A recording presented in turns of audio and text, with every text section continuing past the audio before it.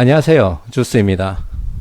이번 영상은 10월 4주차 신규 상장 종목에 대해서 상장일날 주가 흐름에 대해서 한번 예측해보고 그 이후에 짧은 기간 동안 어떤 흐름을 보여줄지에 대해서 한번 예상해보도록 하겠습니다. 10월달 들어와서 넥스틴하고 빅히트가 신규 상장을 했었고 제가 그 관련된 주가 흐름을 예상을 했는데 둘 다 제 예상을 조금 벗어났죠. 넥스틴 같은 경우에는 사실 하락으로 시작해서 계속 흘러내릴 거라고 예상을 했는데 오전까지는 제 예상이 맞아 들어가는 듯 했으나 오후에 갑자기 매수세가 붙으면서 공모가 정도는 지켜주는 정도의 반응을 보였고, 빅히트는 수많은 전문가들이 예상하기를 따상까지는 보통 예상을 했었습니다. 근데 상장일날 따상을 찍고 2분 만에 흘러내리더니 거의 공모가가 아니죠. 더블 가격, 더블되는 가격도 못 지켜주고 한 4% 정도 더 흘러내리는 모습을 보였고, 그 다음 날은 그 가격에서 추가로 한 20% 이상이 빠지는 모습까지 보였습니다. 이렇게 사실 어느 정도 큰 틀을 잡고 상장일날 주가 흐름을 예상해 볼 수는 있겠지만 사실 정확하게 맞춘다라는 게 참 어려운 일인 것 같습니다. 그리고 무엇보다 빅히트 때 지켜보고 제가 그렇게 좋게 얘기를 하고 수많은 사람들이 좋게 얘기했지만 매수 잔량을 보고 이거는 아니다라고 대응할 수 있는 시청자분들이 굉장히 많다라는 걸 느꼈고요. 상장일은 전문가들 예상보다 정말 흐름이 좋을 걸로 판단되는 종목들은 전문가들의 예상보다 그 매수 잔량을 체크해주는 습관들이 굉장히 중요하다고 봅니다. 첫날 매수 잔량 체크하고 따상을 가면은 그게 얼마나 줄어들고 있는지 수시로 체크하고, 그 다음날 또 장이 시작하면은 매수 잔량을 또다시 체크하고 오늘은 풀릴 것 같다 하면은 적당히 수익을 볼 수 있는 구간에서 익절을 할 수 있는 그런 습관이 오히려 신규 상장하는 종목에서 중요하다고 보고, 반대로 흘러내리는 종목들은 이게 정확하게 이 기업의 가치가 어느 정도 되고 유통되는 물량이 얼마 정도가 되며 이제 매수세가 붙었을 때 얘가 반등이 나올지 안 나올지에 대해서 예상을 하고 이제 매매를 하는 그런 이제 습관을 들이는 게 굉장히 중요할 것 같습니다. 유동성이 많기 때문에 위험 부담은 언제든지 가지고 있어야 되고, 그리고 예측이 틀린다면 저가에서 매수를 했는데 틀린다면 살짝 반등이 나왔다가 흘러내릴 때 최소한 본전에서는 던질 수 있는 그런 대응을 할 수 있어야 될 거라고 판단을 합니다. 자, 크게 유의미한가에 대해서 조금 의문이 생기긴 하지만 그래도 어떤 식의 흐름을 보일지에 대해서 한번 큰 틀에서 예상해 보도록 하고, 이 의견은 개인적인 뇌피셜일 뿐이니까 참고만 하시고 언제든지 잘 대응하시길 바랍니다.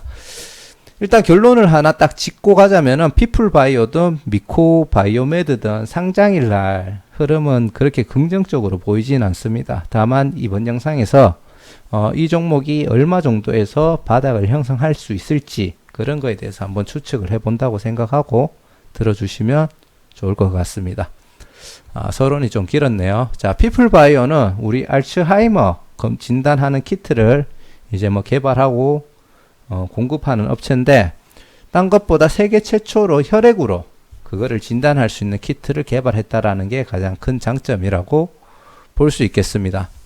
지금 보시면은 지금 청약은 다 마무리가 되었죠. 수요 예측이 끝나고 보시면은 공모가 밴드가 25,000원에서 30,000원 정도의 희망 밴드를 형성하였는데 실제로는 2억에 확정이 되었습니다. 그리고 개인 청약률도 51대 1 정도밖에 되지 않는다. 이 점은 굉장히 안 좋은 모습이죠.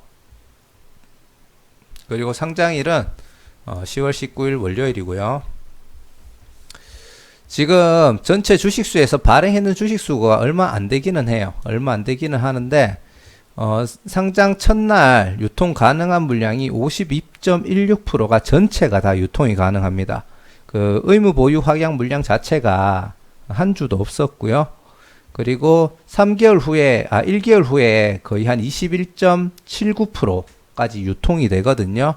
그래서 이거는 어떻게 받아들여야 되냐면은 상장일 날 유통되는 물량이 많아서 좋은 흐름이 기대하기 힘들 뿐더러 1개월 후에 물론 벤처금융이나 전문 투자자들이 그 시점에 던질지 안 던질지는 알 수는 없겠지만 나올 수 있는 물량이 많기 때문에 사람들이 거기에 대해서 불안감을 느끼고 투자를 할 거라고 판단하시면 됩니다.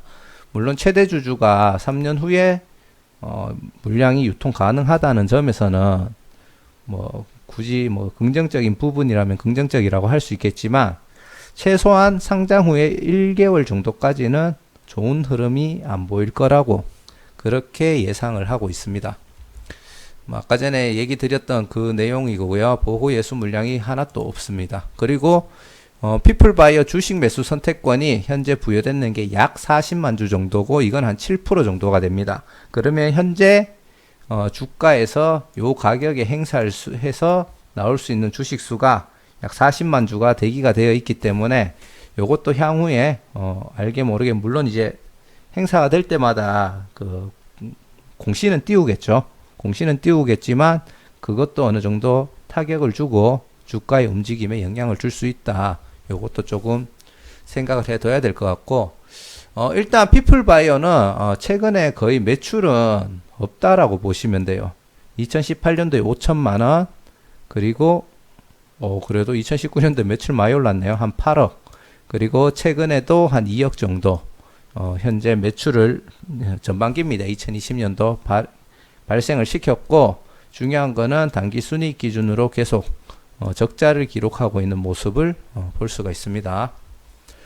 공모가 기준으로 봤을 때 2만원이죠. 시총이 한 1100억 정도가 되고요. 공모가 밴드가 이 가격이었는데 거기에 미치지 못하는 가격으로 공모를 했다. 그리고 장외가가 보시면은 판다는 사람들은 23,000원인데 산다는 사람은 22,000원 정도가 있기는 해요. 그래서 이 사람들은 상장 후에도 요 가격을 넘어서는 걸 기대하는 거겠죠. 어떤 기준인지는 모르겠지만 그렇게 된다고 쳐도 22,000원 잡았을 때도 약 1,200억 정도의 시총을 유지할 수가 있다. 다만 이거는 공모가 기준일 때 얘기고 지금 영업이익도 없는 상태이기 때문에 사실 적정 주가를 예측한다는 건 조금 어려운 것 같습니다. 그래서 이 종목은 기간 경쟁률도 40대 1밖에 안 되죠. 최종적으로 이야기를 하자면 최대 주주 구성하고 비율은 일단 굉장히 나쁘고 상장일 날 유통 물량도 굉장히 많은 편입니다. 매우 나쁜 편이고 다만 테마성 하나는 딱 좋은 것 같아요. 딱 좋은 것 같은데 세계 최초의 알츠하이머 혈액 진단 키트 및 관련된 장비를 생산 제작 판매하는데 알츠하이머가 전에 제가 영상에서도 얘기해 드렸듯이 조기에 진단을 하냐 못하냐에 따라 이렇게 완치율이나 생활 만족도가 엄청나게 급격하게 떨어집니다. 그래서 혈액 진단으로 해서 조기에 이게 진단이 가능하다면 향후에 요 관련돼서 조기 진단하기 위해서 많은 매출 발생이 가능하고 나중에 그 영업이익이 얼마나 돌아올 수 있을지는 모르겠지만 그런 부분에서 조금 약간의 기대감은 가지고 갈 수 있다. 이 정도로만 딱 보시면 될 것 같고 그리고 요거는 제가 지우려다가 못 지웠네요. 그냥 진행하겠습니다. 경쟁률도 굉장히 나쁜 상태고 공모가 기준 시총도 1100억 정도밖에 안 되기 때문에 그렇게까지 상장일 날 좋은 주가 흐름을 보일 것 같지는 않다. 그리고 최근에 시장 흐름이 나쁜 점도 참고를 해야겠죠. 자, 지금부터 하는 얘기가 사실 조금 더 중요할 거라고 생각이 됩니다. 어떤 부분을 한번 생각해 봐야 되냐면 지금 요 시총이 1100억, 1200억 정도가 되고 있는데 상장일날 유통되는 주식수 같은 경우가 굉장히 많잖아요. 그러면은 지금 시총에서 이 주가들이 굉장히 많이 떨어질 거라고 저는 생각을 해요. 그러면은 사실 이 1100억도 못 지켜줄 거라고 생각하고 그리고 1개월 후에 나올 물량이 있기 때문에 제가 생각하기에는 요 1개월 기간 안에 주가 반등은 별로 없을 거라고 생각합니다. 그래서 제가 생각하는 공략하는 시점이 뭐냐 하면은 약간 중장기적으로 그리고 아까 전에 얘기 드렸던 알츠하이머 혈액 진단 키트 시장이 인정을 받고 커질 수 있다라는 그 전제 하에 이야기를 드리는 거고요. 한 그 상장일 직후에 주가는 솔직히 흘러내릴 거라고 생각하고 그 뒤에도 꽤나 장기간 우하향을 조금 할 거라고 생각을 합니다.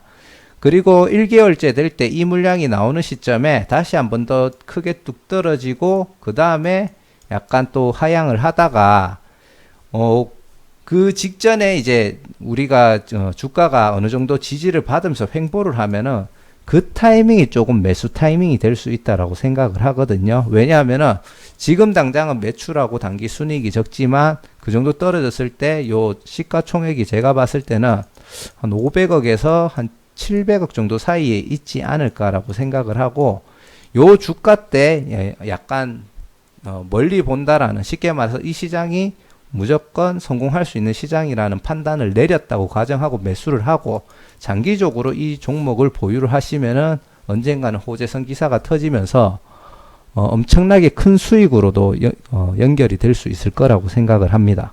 그래서 이제 조금 그런 패턴의 매매 전략을 세우는 거를 추천드린다고 생각을 하시면 될 것 같고요.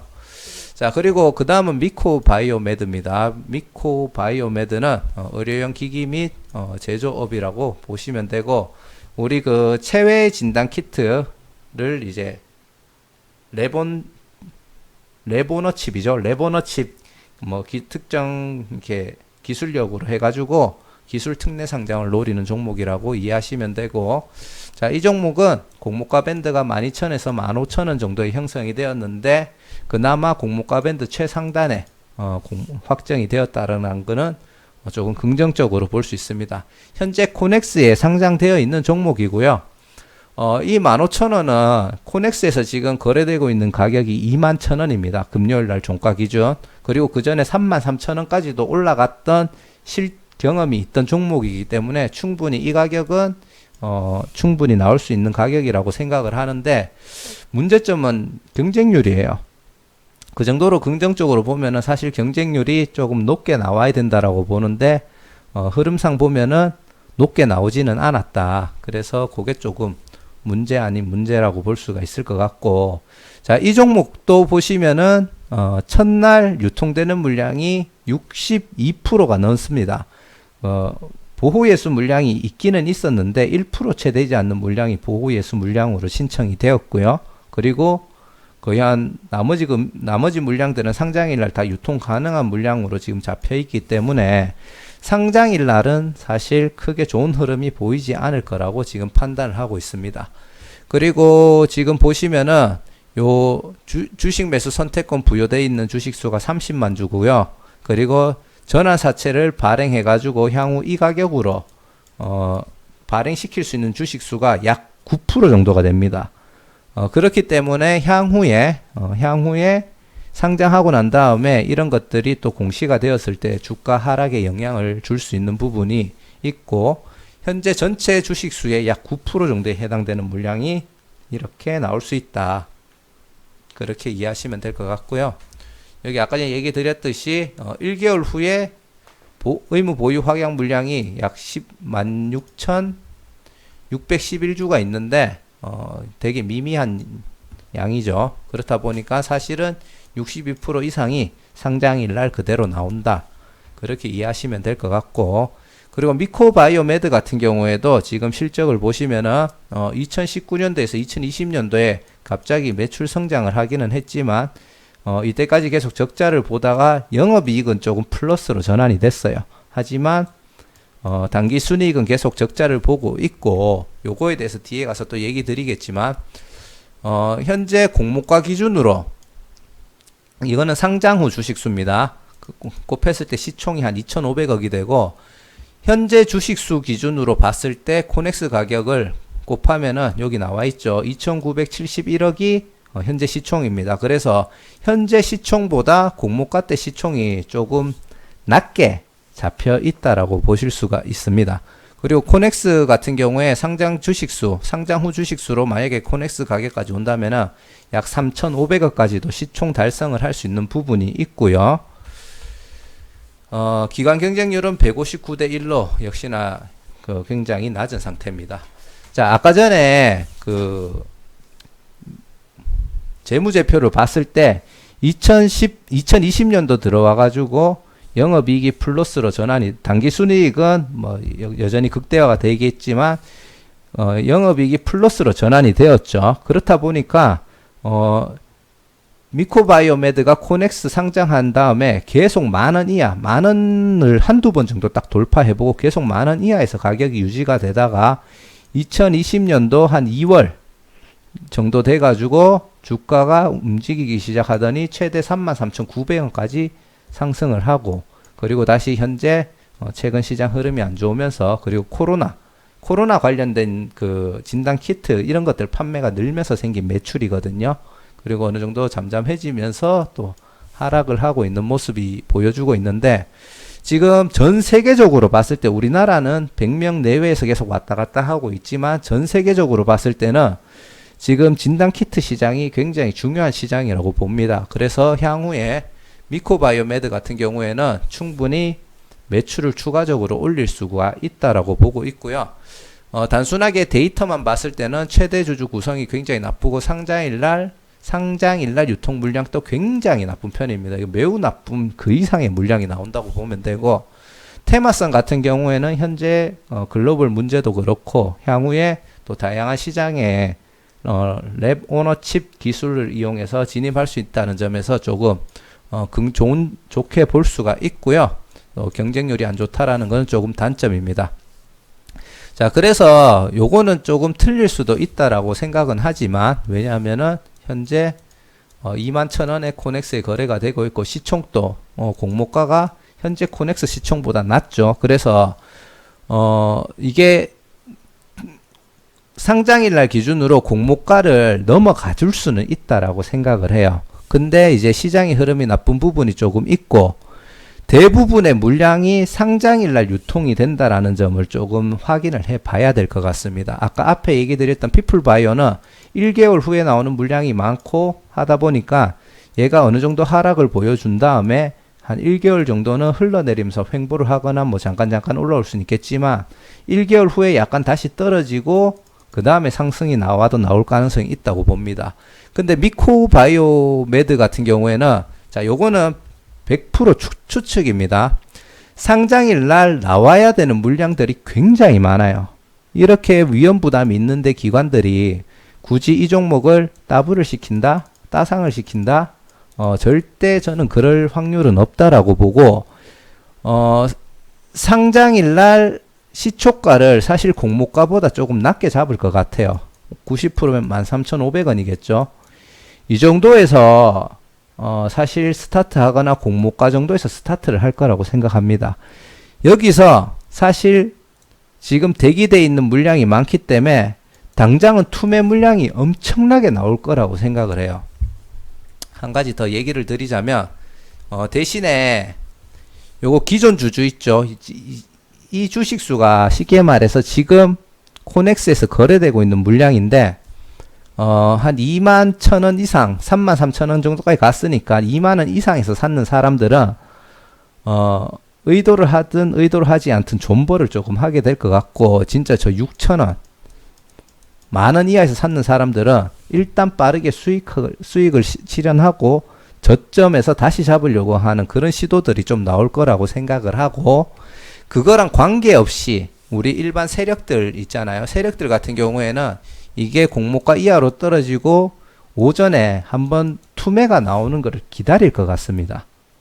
그런 다음에 사실 저점에서 다시 말아 올릴 확률이 굉장히 높다라고 보고, 그 시점을 저는 빠르면 오전장 12시 한 직전, 이게 흘러내리는 시간도 꽤 있어야 되니까 빠르면 12시 직전이고, 아니면은 그 상장 당일날 한 오후라든지 아니면 2, 3일 이내에, 이게 목요일 상장이죠. 그러면은 금요일이나 그 다음 주 월요일쯤에, 그때쯤에 타이밍을 잡고 세력들이 충분히 매집 들어와서 반등을 줄 수 있을 거라고 생각을 하고, 요 코넥스에서 이런 주가 흐름을 보였다는 것 자체가 이제 기대감은 조금 반영되어 있다라고 보거든요. 그리고 뭐 이전 상장이랑 그런 기대감이 올라가기는 했지만, 충분히 향후 시총 2천억에서 3천억 사이까지는 반등해 줄 수 있지 않을까라는 생각을 합니다.